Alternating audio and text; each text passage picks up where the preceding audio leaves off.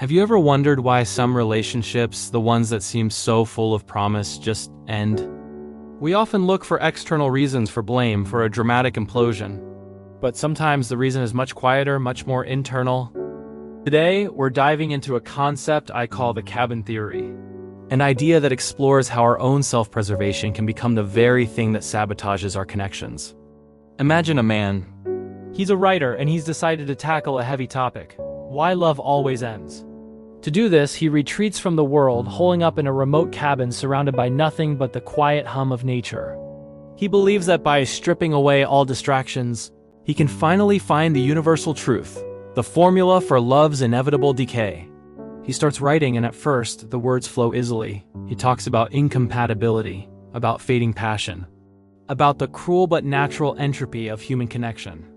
He writes about how people change, how their paths diverge, and how holding on too tightly is a recipe for heartbreak. His arguments are logical, almost academic.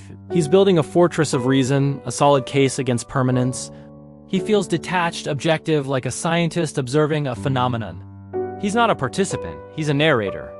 The days turn into nights. The silence of the cabin deepens, something starts to shift. The external world is gone, and there's nowhere to look but inward. His essay, once a broad philosophical exploration, begins to narrow its focus. The examples he uses start to feel familiar. He writes about a partner who loved the way the city lights looked from a high-rise balcony. He remembers a specific pair of eyes reflecting those lights back at him. He writes about the comfortable silence shared over morning coffee, and he can almost smell the brew from a specific kitchen years ago. The faces of his past loves start to appear in the margins of his work. He's no longer writing about abstract concepts. He's writing about Sarah and Emily and Chloe. He remembers the beginning of each relationship, the thrill, the hope, the feeling that this time would be different. He remembers the small moments of intimacy, the shared jokes, the promises whispered in the dark. These memories aren't data points for his thesis. They are vibrant, painful, and beautiful. As he revisits each ending, he starts to see a pattern. It wasn't always a dramatic fight or a mutual drifting apart. More often than not, it was him. He was the one who started pulling away. He was the one who found fault in perfection. He was the one who would create distance, subtly at first, then more obviously, until the other person had no choice but to let go. He'd frame it as strength, as realism.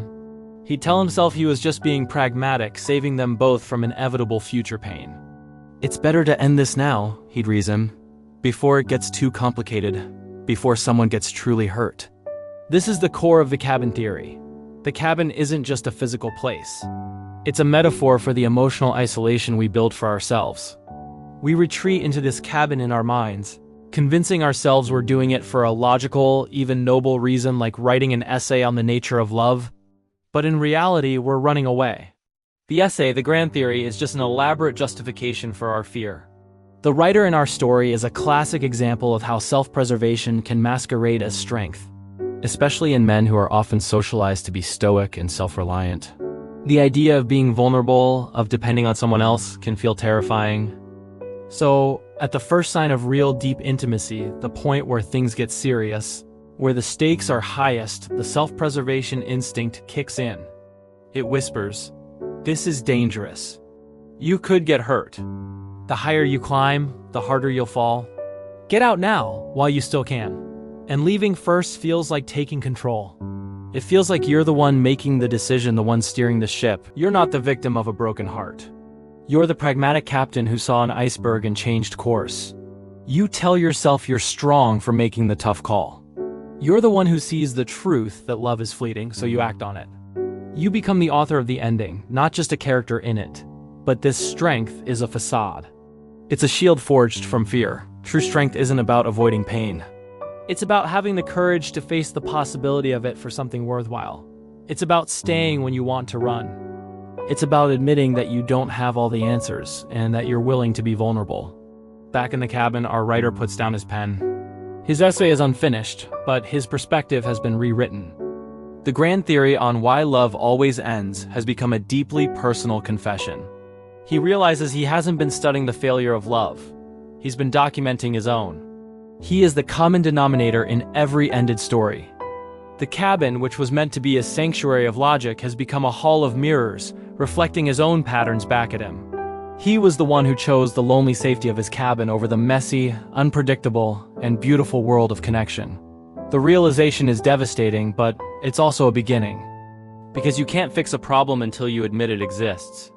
You can't leave the cabin until you realize you've locked yourself inside. His essay's conclusion is no longer about the inevitability of endings. It's about the choice to stay. It's about understanding that the fear of getting hurt is not a prophecy. It's a challenge. And the real story isn't about why love ends, but about whether we have the courage to let it begin truly and fully without already planning our escape. This is a theme many of us can relate to, even if we've never consciously built a cabin.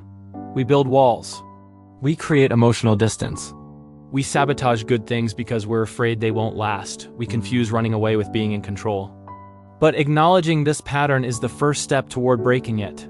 It's about choosing to be brave enough to be vulnerable, to trade the illusion of control for the possibility of genuine connection. What do you think? Have you ever found yourself in a metaphorical cabin, convincing yourself you were leaving for a logical reason when really you were just scared? Let me know your thoughts in the comments below. Thanks for watching. And if this resonated with you, consider subscribing for more deep dives into the psychology of our lives. See you next time. The heart remembers what the world forgets.